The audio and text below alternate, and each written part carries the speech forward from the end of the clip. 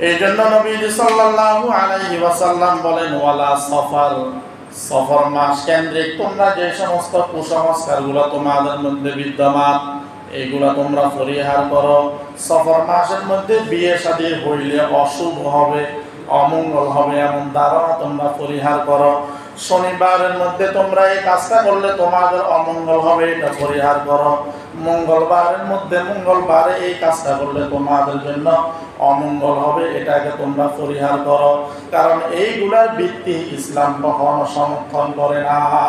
এইগুলো ইসলাম কখনো কি করেন না, সমর্থন করেন না। অন্য হাদিসের মধ্যে নবীজি সাল্লাল্লাহু আলাইহি ওয়াসাল্লাম বলেন, ক্বালা ইবনে মাসউদ রাদিয়াল্লাহু তাআলা আন, মা মিন্না ইল্লা ওয়ালাকিন্নাল্লাহা ইউযহিবুহু বিত্তাওয়াক্কুল। অনেক সময় আমাদের মনের মধ্যে কোনো একটা কাজ করলে আমাদের ধারণা আসে, আমি এই কাজটা করলে হয়তো আমার এমনটা হইতে পারে। অনেক সময় আমাদের মধ্যে এই ধরনের ধারণা আসে যে আমি এই কাজটা করলে আমার মনে হয় এই ক্ষতিটা হইতে পারে, মনের মধ্যে ধারণা আসে। কিন্তু এই ধারণা আসার পর আমি আর আপনি যদি একমাত্র আল্লাহ রাব্বুল আলামিন। আসসালামু আলাইকুম ওয়া রাহমাতুল্লাহি ওয়া বারাকাতুহু। ইন্নাল হামদালিল্লাহ নাহমাদুহু ওয়া নাস্তাঈনুহু ওয়া নাস্তাগফিরুহু ওয়া নু'মিনু বিহি ওয়া নাতাওয়াক্কালু আলাইহি ওয়া নাউযু বিল্লাহি মিন শুরুরি আনফুসিনা ওয়া মিন সাইয়্যাতি আ'মালিনা। من يهد الله فلا مضل له ومن يضلله فلا هادي له.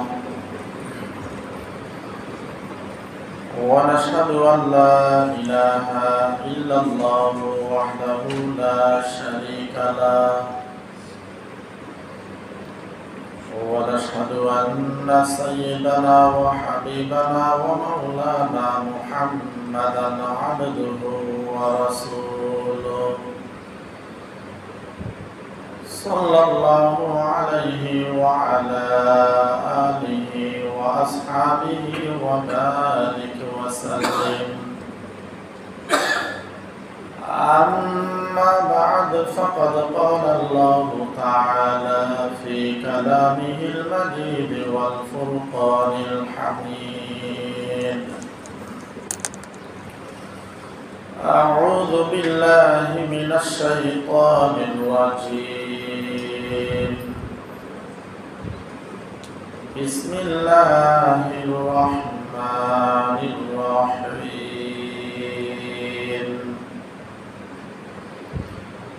ألف لام ميم.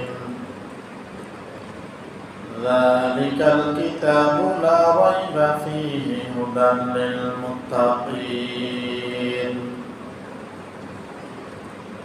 الذين يؤمنون بالغيب ويقيمون الصلاة ومما رزقناهم ينفقون.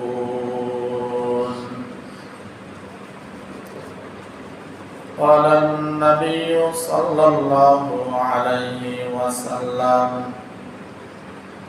لا عدوى ولا طيرة ولا هامة ولا سفر. وقال النبي صلى الله عليه وسلم: الطيرة شرك قاله ثلاث، أو كما قال النبي عليه الصلاة والسلام. اللهم صل على محمد وعلى آل محمد كما صليت على إبراهيم وعلى آل إبراهيم إنك حميد مجيد.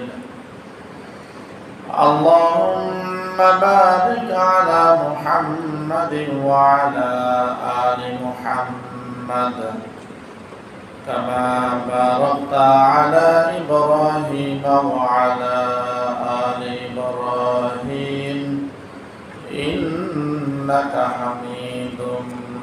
مجيد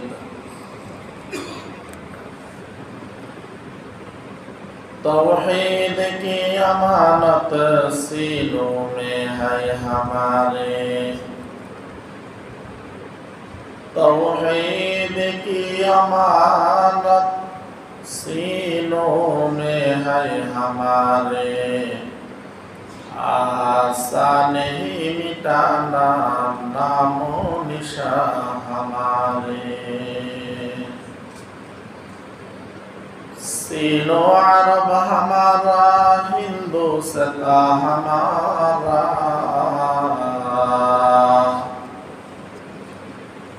सीनो अरब हमारा हिंदुस्तान हमारा मुस्लिम है हम वतन सारा जहां हमारा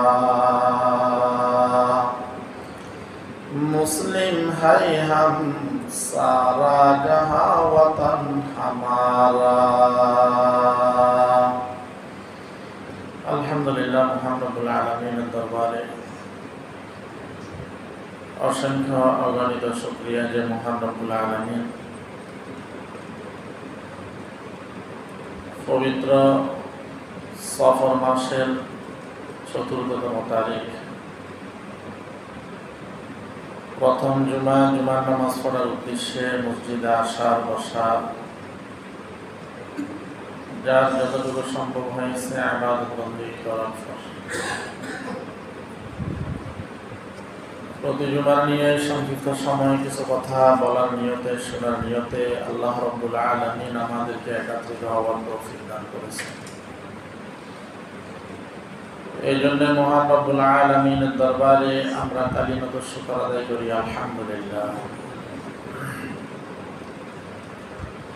লক্ষ কোটি দরুদ ও সালামের হাদিয়া তাজদার মদিনা সাইয়্যিদুল মুরসালিন ইমামুল আম্বিয়া খাতামুন নবিয়্যিন রাহমাতুল লিল আলামিন শাফিউল মুজনিবিন সাহিবে কাউসার জনাব মুহাম্মদুর রাসূলুল্লাহ সাল্লাল্লাহু আলাইহি ওয়াসাল্লাম যে মাসটি চলে গেছে ওই মাসের নাম ছিল মুহররম মাস, মুসলমানদের জন্য বিজয়ের একটি মাস। যে মাসটি চলতেছে এই মাসের নাম হইল সফর মাস, 1446 হিজরি সনের দ্বিতীয়তম মাস। এই মাসকে কেন্দ্র করে আমাদের মধ্যে কথাগুলো কুসংস্কার, কুপ্রথা, কুধারণা আমাদের মধ্যে চালু আছে। শুধু আমাদের মধ্যে নয়, তৎকালীন আরবদের মধ্যেও এই ধারণাগুলো চালু ছিল। সফর মাসকে তারা কুলক্ষণের মাস মনে করতেন। সফর মাসকে তারা অমঙ্গলের মাস মনে করতেন। সফর মাসকে তারা অশুভ মাস মনে করতেন। সফর মাসের মধ্যে কাহারো বিয়ে শাদী হওয়া এটাকে অশুভ মনে করতেন। এবং বিশেষ করে আরবদের মধ্যে সফর মাসে আপনার বৃষ্টি না হওয়ার কারণে একেবারে যেটাকে আমরা খরা বলি, খরা লেগে থাকতো, খাদ্য সংকট লেগে থাকতো, মাঠঘাট শুকিয়ে একেবারে অবস্থা বেশি খারাপ থাকতো। এমনকি মানুষগুলো ক্ষুধার্তের কারণে, মানুষের চেহারার মধ্যে রক্তশূন্যতার কারণে চেহারাটাও প্রকাশ হয়ে যেত,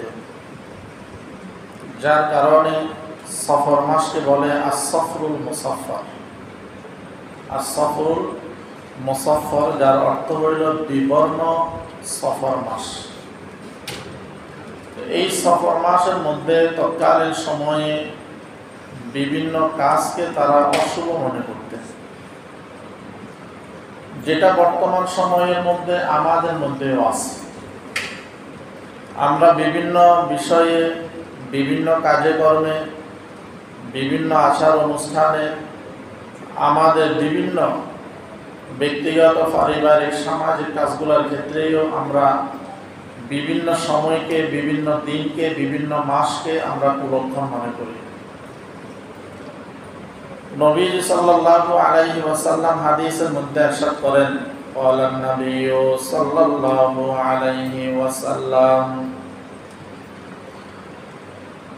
قال النبي صلى الله عليه وسلم لا عدوى ولا طيرة ولا هامة ولا سفر।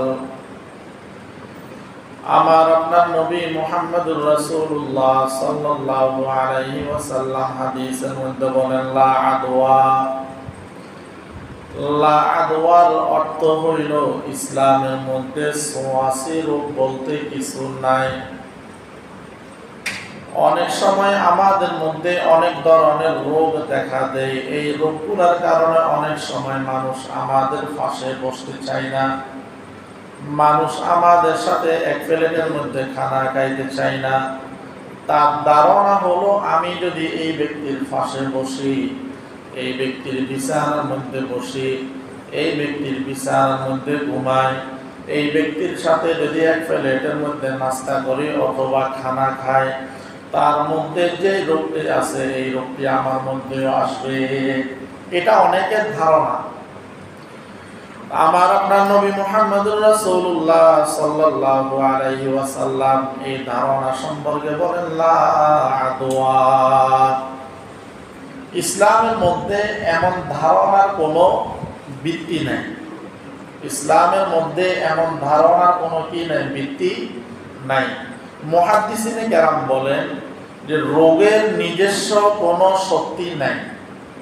একটা রোগ আর একজন থেকে আরেকজনের কাছে যাওয়ার ক্ষেত্রে রোগের নিজস্ব কোনো কি নাই, শক্তি নাই। যদি আল্লাহ রাব্বুল আলামিন কোনো রোগকে যদি শক্তি দেয় সেটা হইল ভিন্ন বিষয়, কিন্তু রোগের নিজস্ব কোনো কি নাই, শক্তি নাই।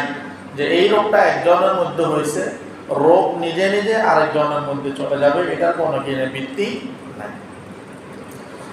এরপর নবী সাল্লাল্লাহু আলাইহি ওয়াসাল্লাম বলেন, ওয়ালা তিয়ারাতা। ফাঁকের মাধ্যমেও মানুষ বিভিন্ন ধরনের ভাগ্য নির্ণয় করে।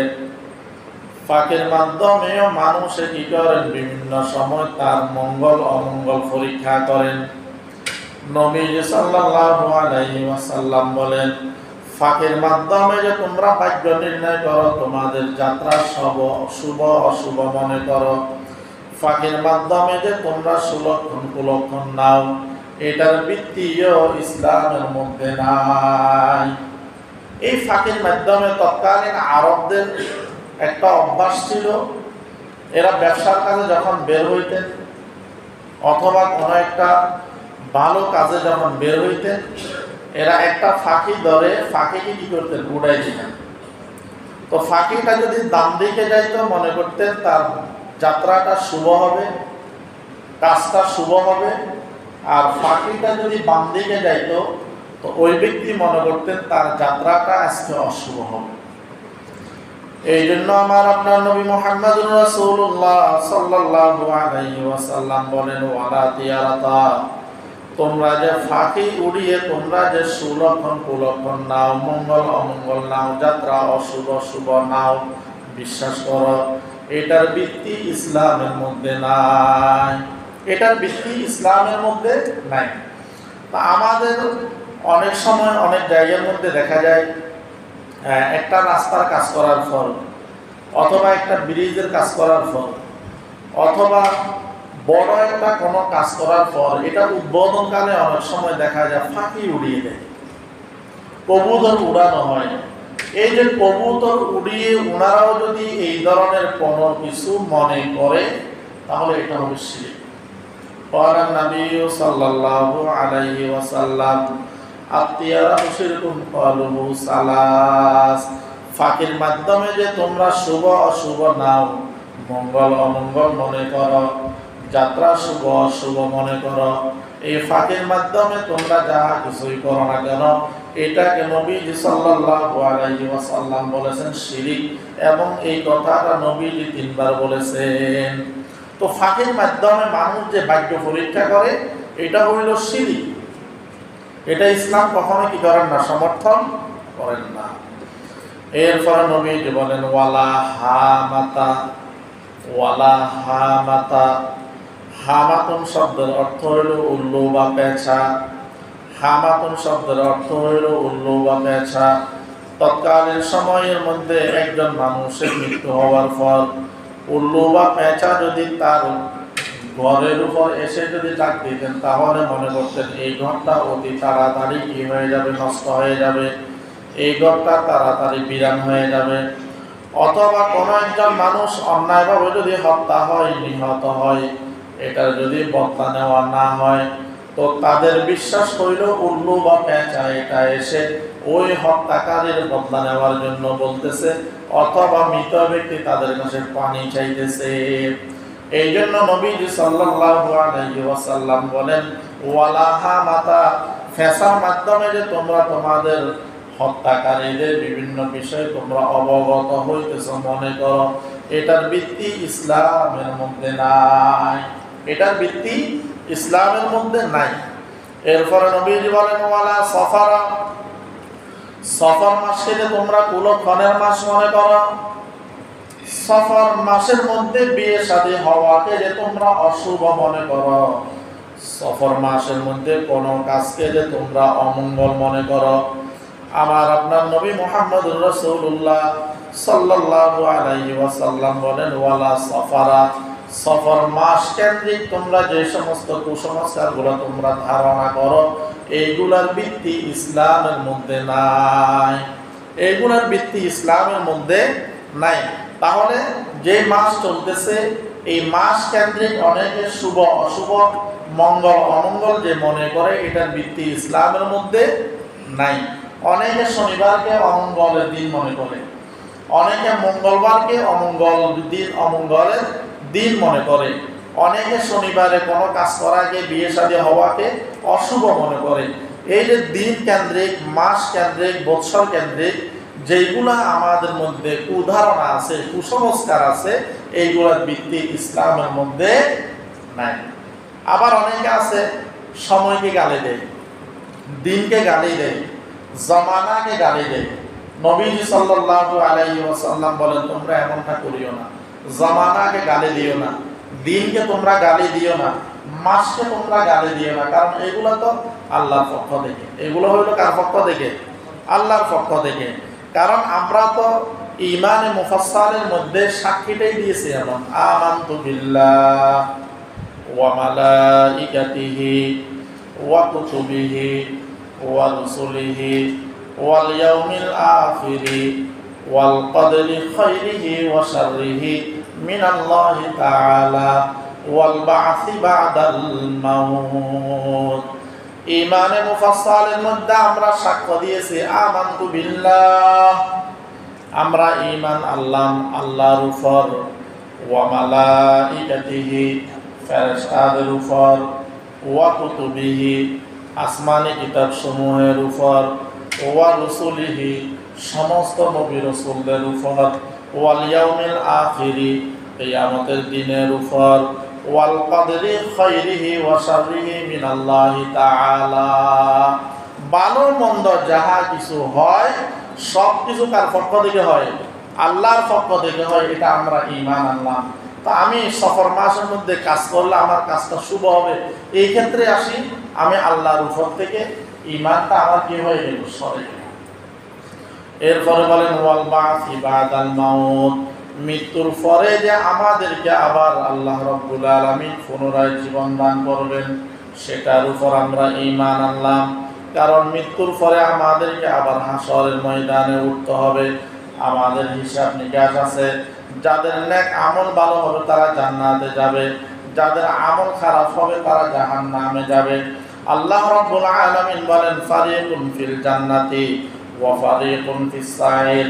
রাস্তা হবে দুইটা, একটা রাস্তা হইল জান্নাতের রাস্তা, দল হবে দুইটা, এক দল হবে জান্নাতের দল, জান্নাতীদের দল, আর একটা হইল জাহান্নামীদের দল। পৃথিবীর মধ্যে যত মানুষ আছে, যত দল বদল আছে, প্রত্যেকটা দল বদল দুই ভাগে বিভক্ত হয়ে যাবে। সেটা আলেম বলেন, আওয়াম বলেন, যে বলেন না কেন, একদল যাবে জান্নাতে, আরেক দল যাবে জাহান্নামে। তো কোন দল জান্নাতে যাবে, কোন দল জাহান্নামে যাবে, সেটা নির্ধারণ করবে ওই ব্যক্তির ঈমান আমল। কে জান্নাতে যাবে, কে জাহান্নামে যাবে, সেটা নির্ধারণ হবে ঈমান এবং কিসের উপর, আমলের উপর। ওই দিন আল্লাহ রাব্বুল আলামিন ডাক দিবেন, লিমানিল মুলকুল ইয়াউম, লিমানিল মুলকুল ইয়াউম, আজকের রাজত্ব কার? আল্লাহ রাব্বুল আলামিন ওই দিন ডাক দিয়ে বলবেন, আজকের রাজত্ব কার? তো এই ডাক যখন দিবেন, দুনিয়ার কোন শক্তির এতটুকু ক্ষমতা নাই যে বলবে আজকে রাজত্ব আমার। এতটুকু বলার সাহস, সৎসাহস কাহারও থাকবে না। আল্লাহ রাব্বুল আলামিন বলবেন, লিল্লাহিল ওয়াহিদিল কাহ্হার, আজকে রাজত্বের একক ছত্রের মালিক হলেন একমাত্র আল্লাহ। এরপর আল্লাহ রাব্বুল আলামিন আরো বলবেন, লা যুলমাল ইয়াউম, আজকের দিনে কাহার উপর কোনো জুলুম করা হবে না। আজকের দিনে কাহার উপরে কোনো জুলুম করা হবে না। দুনিয়ার মধ্যে জুলুমের বিষয় আছে, কিন্তু আখিরাতে আল্লাহ রাব্বুল আলামিন কোন ব্যক্তির উপর জুলুম করে তাকে জাহান্নামেও দিবে না। আবার কোন ব্যক্তির উপরে একেবারে বেশি দয়া করে তার আমল খারাপ হইলে সেটা জান্নাতের বিষয়টা সেটা ভিন্ন বিষয়। কিন্তু কোন বান্দাকে আল্লাহ রাব্বুল আলামিন রাগান্বিত হয়ে জাহান্নামে দিতে চাইবেন না। কিন্তু ওই ব্যক্তি, যিনি একজন ব্যক্তি জাহান্নামের আসামি, আল্লাহ রাব্বুল আলামিন চাহে তো ওই ব্যক্তির জীবনের কোনো আমলের উসিলা দিয়ে ওই ব্যক্তিকে জান্নাতে দিয়ে দেওয়ার সম্ভাবনা আছে। কারণ আমরা যে আমল করতেছি, এই আমলের মাধ্যমে আমরা জান্নাতে যেতে পারবো, এটার 1% গ্যারান্টিও নাই যদি আল্লাহ রাব্বুল আলামিন আমাদেরকে দয়া না করেন। কিতাবের মধ্যে একটা ঘটনা দেখলাম, ওই লোকটা 500 বছর পর্যন্ত ইবাদত করছে।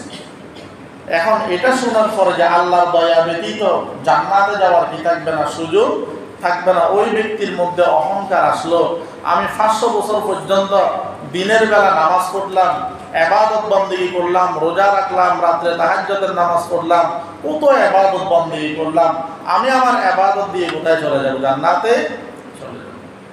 তো কিতাবের মধ্যে আসছে যে ওই ব্যক্তিকে জাহান্নাম থেকে অনেক দূরে এক জায়গার মধ্যে দাঁড় করাবেন। জাহান্নামের সামান্য তাপ ওই ব্যক্তির শরীরের সাথে লাগবে, লাগার পর ওই ব্যক্তির এমন পিপাসা লাগবে, একজন ফেরেশতাকে বলবে তুমি এক গ্লাস পানি নিয়ে ওই ব্যক্তির সামনে দিয়ে যাও। তো ফেরেশতা যখন পানি নিয়ে ওই ব্যক্তির সামনে দিয়ে যাবে, ওই ব্যক্তি বলবেন, ভাই আমাকে পানি দাও, আমাকে পানি দাও। কারণ ওই ব্যক্তির সামান্য জাহান্নামের তাপের কারণে তার শরীরের এমন অবস্থা হবে, এমন পিপাসা লাগবে, যে পিপাসার কারণে ওই ব্যক্তি বলবেন, ভাই তুমি আমাকে এক গ্লাস পানি দাও। কারণ দেখেন না, অনেক সময় অনেক ব্যক্তিরা অসুস্থ হইলে তখন বলে, আমাকে যদি কোনো ডাক্তার যদি সুস্থ করতে পারে তো আমি আমার সম্পত্তির অর্ধেক দিয়ে দেব, আমি আমার সম্পত্তির অর্ধেক দিয়ে দিব। অনেক সময় আমরাও বিপদে পড়লে অনেক সময় যে বলে ফেলি যে আমার সব কিছু নিয়ে যা, তবু আমাকে তো ছেড়ে দে। তো ওই ব্যক্তি যখন ফানিগুলো চাইবেন, চাওয়ার পর বলবেন, আমি এই ফানিগুলো দিতে পারি এক শর্তের বিনিময়ে, সেটা হইল তোমার 500 বছরের ইবাদত আমাকে দিয়ে দাও, আমি এক গ্লাস পানি তোমাকে দিয়ে দেব। কিতাবের মধ্যে আসছে ওই ব্যক্তি এক গ্লাস পানি যখন ওই ব্যক্তি নিবে, তার জীবনের আমলগুলো যখন ওই ব্যক্তি দিয়ে দিবেন, পানিগুলো খাওয়ার জন্য যখন মুখের কাছে নেবে, তখন বলবেন, বান্দা দুনিয়ার মধ্যে তো আমি তোমাকে হাজার হাজার গ্লাস পানি পান করাইলাম, দুনিয়ার মধ্যে তো আমি তোমার জন্য সূর্যের ব্যবস্থা করলাম, আলোর ব্যবস্থা করলাম, রাত্রকে আমি তোমার জন্য ঘুমানোর জন্য বানাই দিলাম, দিনের সূর্যটা তোমার কাজকর্মের জন্য আমি উপরে লাগাই দিলাম। এই যে এত কিছু যে করলাম, তুমি তোমার 500 বছরের ইবাদত এক গ্লাস পানির কাছে বিক্রি করে দিয়েছো, এখন বলো তুমি কেমনে জান্নাতে যাবে? ওই ব্যক্তির হোশ আসছে যে এখন তো আল্লাহ রাব্বুল আলামিনের রহমত আর দয়া ব্যতীত জান্নাতে যাওয়া আমার পক্ষে সম্ভব। এই জন্য কিয়ামতের কঠিন ময়দানে আমাদের জান্নাত এবং জাহান্নামের নির্ধারণ হবে আমাদের আমল, আমাদের কিসের উপর? আমলের উপর। এই জন্য কবি বলতেছেন মিটা দো আপনি হাস্তি কো अगर कुछ मर्तबा चाहो, मिटा दो अपनी हस्ती को अगर कुछ मर्तबा चाहो, के दाना खाके में मिलकर गोले गुलजार होती है। উঁচু জমিনের পানি সব সময় নিচু জমিনের মধ্যে যায়, এটাই হইল নিয়ম। তো নিজে যদি কিছু পাইতে হয়, কবি বলতেছেন নিজেকে বিলিয়ে দাও, নিজেকে কি করো, বিলিয়ে দাও। যেমন একটা দানা যদি মাটির মধ্যে রাখা হয়, ওই দানাটা যদি অহংকার করে মাটির ভিতর থেকে উপরে চলে আসে, ওই দানা থেকে কখনো বীজ হবে না। আর ওই দানাটা যদি মাটির ভিতরে কৃষক রেখে দেওয়ার পরে নিজেকে যদি মাটির সাথে যদি মিলিয়ে দেয়, তো ওইখান থেকে চারা উঠবে, ওইখান থেকে উঠবে, চারা উঠবে। এই জন্য বলতেছেন মিটা তো আপনি হাস্তি কো अगर कुछ मर्तबा चाहो, के दाना खाते में मिलकर गोले गुलजार होती है। একটা ফুলের দানা যদি মাটির মধ্যে রাখে দেয়, ওই ফুলের দানাটা যদি নিজেকে মাটির সাথে বিলিয়ে দেয়, তো ওইখান থেকে ফুলের চারা উঠবে। অনুরূপভাবে আমরাও যদি কিছু পাইতে হয়, আমাদেরকেও এইভাবে বিলিয়ে দিতে হবে। এই জন্য নবীজি সাল্লাল্লাহু আলাইহি ওয়াসাল্লাম বলেন ওয়ালা সফর, সফর মাস কেন্দ্রিক তোমরা যে সমস্ত কুসংস্কারগুলো তোমাদের মধ্যে বিদ্যমান, এগুলা তোমরা পরিহার করো। সফর মাসের মধ্যে বিয়ে শাদী হইলে অশুভ হবে, অমঙ্গল হবে, এমন ধারণা তোমরা পরিহার করো। শনিবারের মধ্যে তোমরা এই কাজটা করলে তোমাদের অমঙ্গল হবে, এটা পরিহার করো। মঙ্গলবারের মধ্যে মঙ্গলবারে এই কাজটা করলে তোমাদের জন্য অমঙ্গল হবে, এটাকে তোমরা পরিহার করো। কারণ এইগুলার ভিত্তি ইসলাম কখনো সমর্থন করে না, এইগুলো ইসলাম কখনো কি করেন না, সমর্থন করেন না। অন্য হাদিসের মধ্যে নবীজি সাল্লাল্লাহু আলাইহি ওয়াসাল্লাম বলেন ক্বালা ইবনে মাসউদ রাদিয়াল্লাহু তাআলা মা মিন্না ইল্লা ওয়ালাকিন্নাল্লাহা ইউযহিবুহু বিত্তাওয়াক্কুল। অনেক সময় আমাদের মনের মধ্যে কোনো একটা কাজ করলে আমাদের ধারণা আসে, আমি এই কাজটা করলে হয়তো আমার এমনটা হইতে পারে।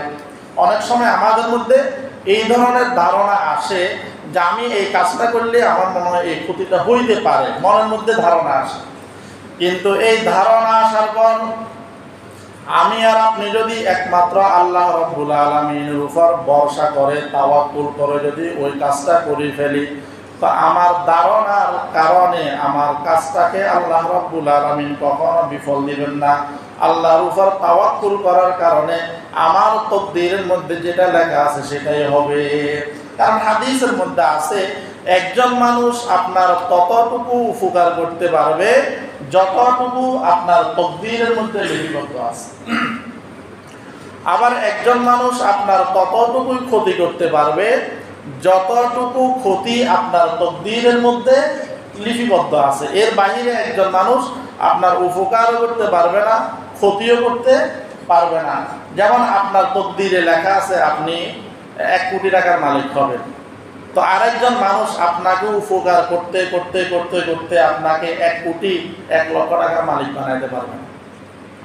আপনাকে 1 কোটি 1 লক্ষ টাকার মালিক বানাইতে পারবে না, কারণ আপনার তাকদীরে যতটুকু আছে ততটুকু উপকার করতে পারবে, যতটুকু আছে ততটুকু ক্ষতি করতে পারবে, এর ভিতরে বাহিরে করার আর কি নাই, শক্তি নাই। এই জন্য নবীজি বলেন এই ধরনের কোনো ধারণা যদি আমাদের মধ্যে আসে, তো আমরা আল্লাহর উপর যদি ভরসা করে যদি আমরা কাজটা করে ফেলি, তো আমাদের ধারণাটা আমাদের জন্য কোনো ক্ষতি হবে না, আমাদের ধারণাটা আমাদের জন্য কোনো ক্ষতি হবে না। হাদিসের মধ্যে আরো অনেকগুলো বিষয় আছে। তো আমাদের মধ্যে বিভিন্ন ধরনের কুসংস্কার আছে। আমাদের মধ্যে আমরা ঘর থেকে বের হইলে খালি কলস দেখলে, একজন বেপরদা নারীকে দেখলে মনে করি যে আজকের যাত্রাটা আমার জন্য অশুভ। এগুলো হইল কুসংস্কার, এগুলো হইল কুসংস্কার। এই ধরনের যত কুসংস্কার আছে, এই ধরনের যত কুসংস্কার আছে, আমি ঘর থেকে বের হইলাম, একজন লোক পিছন দিক থেকে ডাকলো, তো গরম হয়ে গেলাম, তুই কি জন্য আমাকে পিছন দিক থেকে ডাকলি, আজকে আমার যাত্রাটা অশুভ হবে। এগুলা ইসলাম কখনো কি করেন না, সমর্থন করেন না। অনেকে আছে রাত্রিকালীন সময়ে ঘর ঝাড়ু দেয় না, অনেকে আছে রাত্রে মানুষদেরকে টাকা দেয় না, অনেকে আছে রাত্রিবেলা খাবার দাবার করার পরে আপনার ময়লাযুক্ত পানিগুলো বাহিরে ফেলাই না, অনেকে আছে মৃত ব্যক্তিকে দাফন করতে গিয়ে অনেক ধরনের কুসংস্কার আমাদের মধ্যে আছে। যেমন একজন মানুষ মারা যাওয়ার পরে কবরস্থানের মধ্যে যে সমস্ত আল্লাহর বান্দারা যায়, ওইখানে হুজুরের আর কোনো কথা চলে না, ইমাম সাহেব খতিব সাহেবের আর কোনো কথা ওইখানে চলে না। ওইখানে কথা চলে উপস্থিত যারা আছে তাদের। এই মাটি দেওয়ার সময় জোর মাটি ফেলা যাবে না, মাটি দেওয়ার সময় কোদাল দিয়ে মাটি ফাইন নিচ দিয়ে টানা যাবে না, মাটি দেওয়ার সময় এই করা যাবে না, সেই করা, অনেক ধরনের কথা আমাদের মধ্যে চালু আছে। তো আমি একবার এক জায়গায় বলছিলাম যে এখানে আমরা যারা আছি আপনারা বলেন যে মাটি দেওয়ার সময় যদি জোরে মাটি ফেলানো হয় এটার দ্বারা আমাদের কি ক্ষতি, আর যদি ফালানো না হয় এটার দ্বারা আমাদের কি লাভ? ফাইয়ের নিচ দিয়ে, দুই ফাইয়ের নিচ দিয়ে যদি মাটি যদি কোদাল দিয়ে নেওয়া হয় এটার দ্বারা কি ক্ষতি, আর না নিলে আমাদের কি লাভ? এই ধরনের অনেকগুলা কথা বললাম, কিন্তু এগুলো আমাদের সমাজের কতগুলা প্রচলিত কুসংস্কার। একজন মানুষ মৃত্যুবরণ করার পরে ওই ব্যক্তির ঘরের মধ্যে যতগুলা ফাতিলে, কলসে, বোতলে পানি থাকে ওই পানিগুলো ফেলে দেওয়া হয়, মনে করা হয় মৃত ব্যক্তির রূহটা ওইগুলোর মধ্যে ডুবে গেছে। একজন মানুষ মৃত্যুবরণ করার পরে তার ব্যবহারিত জিনিসগুলো অনেক ক্ষেত্রে ব্যবহার করে না। একসময় হিন্দুদের মধ্যে দেখতাম যে একজন মানুষ, একজন হিন্দু যে বিছানার মধ্যে মারা গেছে ওই বিছানা যতই দামি হোক ফেলে দিত, কিন্তু এখন আর ফালায় না। এখন আর খালের কিনারে, খালের মধ্যে এই ধরনের বিছানা আমরা এখন আর দেখি না। এখন তারাও সচেতন হয়ে গেছে, কিন্তু আমাদের মধ্যে এখনো কিছু রয়ে গেছে।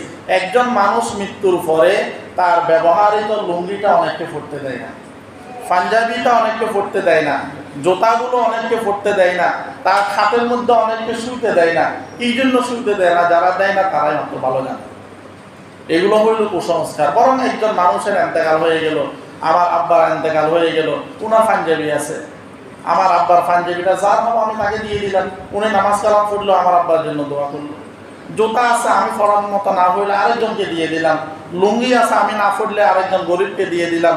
ওনার ব্যবহারিক জিনিস আছে, আমি ব্যবহার না করলে, ব্যবহার না করা বলতে কোনো কুধারণা নিয়ে নয়, বরং এমনি ব্যবহার করতেছি না, এটা একজন গরিবকে দিয়ে দিলাম, সওয়াব পাইলাম, মৃত ব্যক্তিও সওয়াব পাইল। কিন্তু এমনিতে বিভিন্ন উদাহরণা করে এটা দিলে আমার অমঙ্গল হবে, রাত্রে টাকা দিলে আমার ঘর থেকে বরকত চলে যাবে, রাত্রে ময়লাযুক্ত পানিগুলো ফেলে দিলে আমার ঘর থেকে বরকত চলে যাবে, মৃত ব্যক্তির রূহ নষ্ট হবে।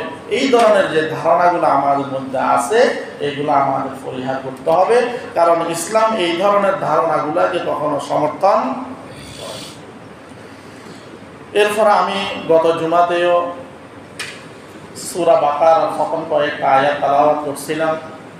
গত জুমাতে আমরা বনী ইসরাইলের একটা হত্যা, যেটা গাভীর মাধ্যমে আল্লাহ রাব্বুল আলামিন হত্যাকারীর নাম প্রকাশ করেছেন, আমরা এই ঘটনাটাও আলোচনা করছিলাম। তো সূরা বাকারার প্রথম যে আয়াতটা আছে সেটা হইল আলিফ লাম মিম। এটাকে বলা হয় হরফে মুকাত্তাআত, আরবিতে এটাকে বলা হয় হরফে মুকাত্তাআত। বিভিন্ন সূরা শুরুতে এই ধরনের শব্দগুলো আছে, আলিফ লাম মিম, কোথাও আছে আলিফ লাম মিম রা, কোথাও আছে আলিফ লাম মিম সাদ, কোথাও আছে কাফ হা ইয়া আইন সাদ, কোথাও আছে ইয়াসিন, কোথাও আছে সাদ, কোথাও আছে কফ। এই ধরনের যে শব্দগুলো, হরফগুলো আছে এগুলাকে আরবিতে বলা হয় হরফে মুকাত্তাআত, হরফে মুকাত্তাআত। এখন এই হরফগুলোর অর্থ কি? এই হরফগুলোর অর্থ কি? অনেকে বলেছেন এইগুলো হইল হরফের নাম, এইগুলো হইল হরফের নাম। অনেকে বলেছেন এইগুলো হইল ওলামায়ে কেরাম, সাহাবায়ে কেরাম, তাবি, এরা বলেন এটার অর্থ একমাত্র আল্লাহ ব্যতীত আর কেউ জানেন না। আলিফ লাম মিম, যেমন এটার অর্থ কি? এটা তো আলাদা আলাদা হরফ, কিন্তু এটার অর্থ কি হইতে পারে এটা একমাত্র জানেন কে?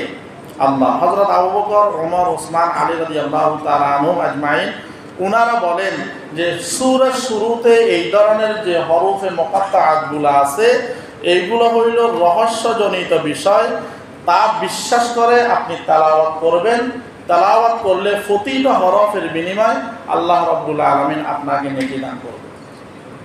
কেউ যদি বলেন আলিফ লাম মিম, নবীজি সাল্লাল্লাহু আলাইহি ওয়াসাল্লাম বলেন, মান ক্বারা আল কুরআনা হারফান কিতাবুল্লাহ। নবীজি সাল্লাল্লাহু আলাইহি ওয়াসাল্লাম বলেন, যে ব্যক্তি কোরআনের একটা হরফ তেলাওয়াত করবে ওই ব্যক্তির জন্য সর্বনিম্ন হইল 10টা নেকি। এরপরে নবীজি বলেন, না আকুলু আলিফ লাম মিম হারফুন। নবীজি বলেন, আলিফ লাম মিম এটাকে আমি এক হরফ বলি না, আলিফ একটা হরফ বলি, লাম আর একটা হরফ বলি, মিম আর একটা হরফ বলি। কেউ যদি এতটুকুই বলে আলিফ লাম মিম, নবীজি সাল্লাল্লাহু আলাইহি ওয়াসাল্লাম বলেন, এই আলিফ লাম মিম বলার কারণে ওই ব্যক্তি অর্থ জানুক বা নাই জানুক, এতটুকু তেলাওয়াত করার কারণে আল্লাহ রাব্বুল আলামিন ওই ব্যক্তিকে 30টা নেকি দান করবেন। সুবহানাল্লাহ। এই হরফগুলোর অর্থ আমরা না খুঁজে অনেক ওলামায়ে কেরাম হয়তো এগুলোর বিভিন্ন অর্থ বলে। আলিফ থেকে আল্লাহ বলে, লাম থেকে জিবরাইল বলে, মিম থেকে মোহাম্মদ বলে, যা আল্লাহ জিবরাইলের মাধ্যমে মুহাম্মদ সাল্লাল্লাহু আলাইহি ওয়াসাল্লামের উপর এই কোরআনকে অবতীর্ণ করেছেন। এইভাবে যদিও বলেন, মূলত এটার অর্থ একমাত্র আল্লাহ ব্যতীত আর কেউ জানেন না। এরপরে বলেন, যালিকাল কিতাব লা রাইবা ফীহি হুদাল লিল মুত্তাকিন। আল্লাহ রাব্বুল আলামিন বলেন, এটা এমন কিতাব যার মধ্যে কোনো সন্দেহ নাই। সন্দেহ তো নাই, সন্দেহের অবকাশও নাই। অন্য আয়াতের মধ্যে আল্লাহ রাব্বুল আলামিন বলেন, ওয়া ইন কুনতুম ফি রাইবিন মিম্মা নাযালনা আলা আবদিনা ফাতু বিসূরাতিন মিন মিসলিহি ওয়াদউ শুহাদাআকুম মিন দুনিল্লাহ ইন কুনতুম সাদিকিন। আল্লাহ রাব্বুল আলামিন বলেন, এটার মধ্যে তো সন্দেহ নাই। তোমাদের কাহারও যদি এটার মধ্যে সন্দেহ হয়, যেটা আমি আমার বান্দার উপর নাজিল করেছি, তোমাদের মধ্যে যদি সন্দেহ হয়, তাহলে তোমরা এই কোরআনের সূরার মতো একটা সূরা তোমরা বানাই দেখো তো। আল্লাহ ব্যতীত সবাইকে নিয়ে তোমরা যদি সূরা কাউসারের মতো একটা সূরা বানাই দেখো। এরা অনেক চেষ্টা করছে, চেষ্টা করার পর বলে, লাইসা হাযা কালামিল বাশার, এটা কোনো মানুষের কথা হইতে পারে না। তো এটার মধ্যে কোনো সন্দেহ নাই, এবং এটা মুত্তাকিনদের জন্য পথ প্রদর্শক, মুত্তাকিনদের জন্য পথ প্রদর্শক। এরপর আল্লাহ রাব্বুল আলামিন বলেন, মুত্তাকিন কারা?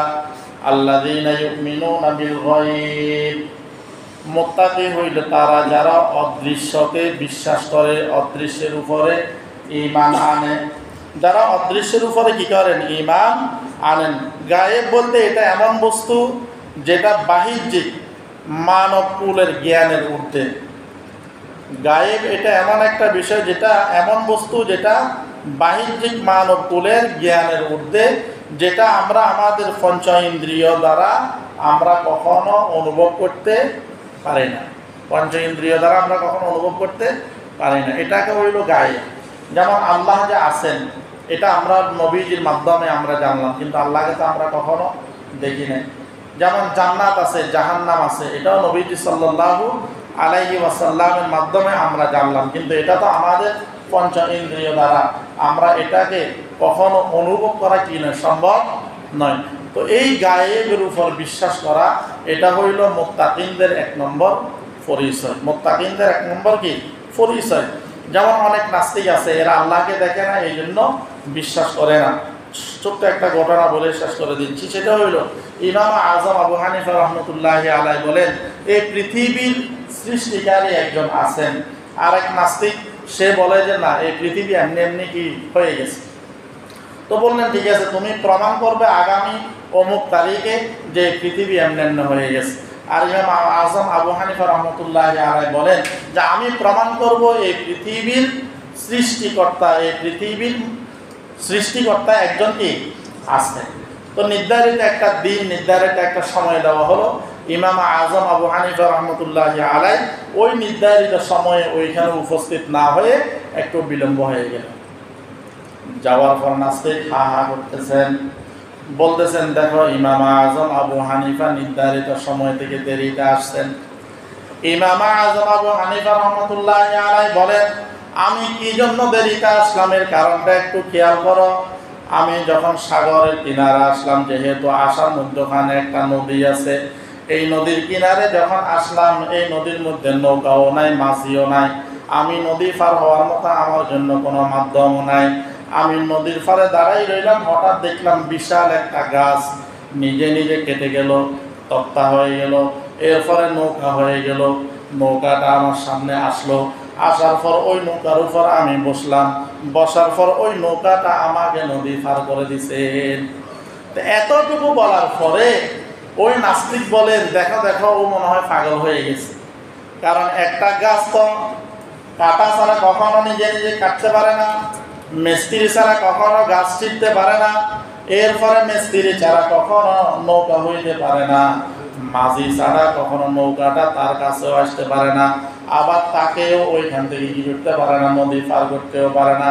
তখন ইমাম আজম আবু হানিফা রাহমাতুল্লাহি আলাইহি বলেন, আমারও তো কথা হইল সেইটা, একটা গাছ যদি লোক ছাড়া যদি কাটতে না পারে, একটা গাছ যদি নিজে নিজে তক্তা হইতে না পারে, একটা গাছ যদি নিজে নিজে নৌকা হইতে না পারে, একটা নৌকা যদি নিজে নিজে একজন ব্যক্তিকে যদি পার করতে না পারে, তাহলে এই পৃথিবীটা এমনি এমনি কেমনে হয়েছে? তো নাস্তিক মাথাটাকে নিচু করে দিয়ে ওইখান থেকে ফলাইতে কি হয়েছে? বাধ্য হয়েছে। তো এই জন্য গায়েবের উপর বিশ্বাস রাখা এটা আমাদের ঈমানের 1 নম্বর আলামত। ঈমানের 1 নম্বর আলামত। আল্লাহ রাব্বুল আলামিন আমাদের সবাইকে যতটুকু আলোচনা হয়েছে বুঝার এবং আমল করার জন্য তৌফিক দান করুক, আমিন। আমরা যারা কবলার জন্য পড়ি না, তারা কবলার জন্য